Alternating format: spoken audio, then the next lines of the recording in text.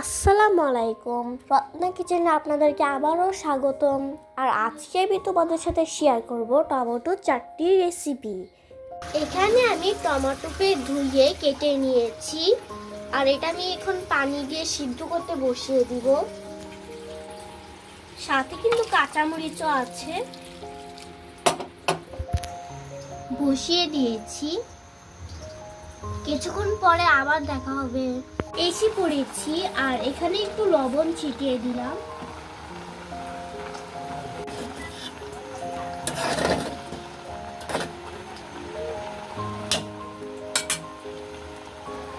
এটা কিন্তু সিদ্ধ হয়ে গেছে।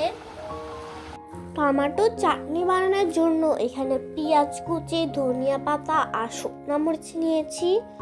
সাথে দিব সরিষার তেল বা আপনারা যে কোনো তেল দিয়ে এটা করতে পারবেন।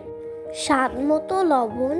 সবগুলোকে ভালো করে কচলিয়ে নিতে হবে যাতে টমেটো চাটনিটা আরো বেশি মজা হয়। কচলানো হয়ে গেছে, এবার টমেটোগুলোকে দিয়ে দিব। সিদ্ধ করে রেখেছি ওগুলো ভালো করে মাখিয়ে নিতে হবে।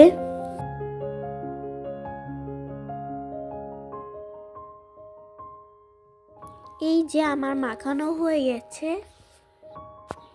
এটা খেতে কিন্তু দুর্দান্ত হয়েছে, অনেক মজাদার হয়েছে। আপনারাও এরকম করে বাসায় ট্রাই করে দেখবেন।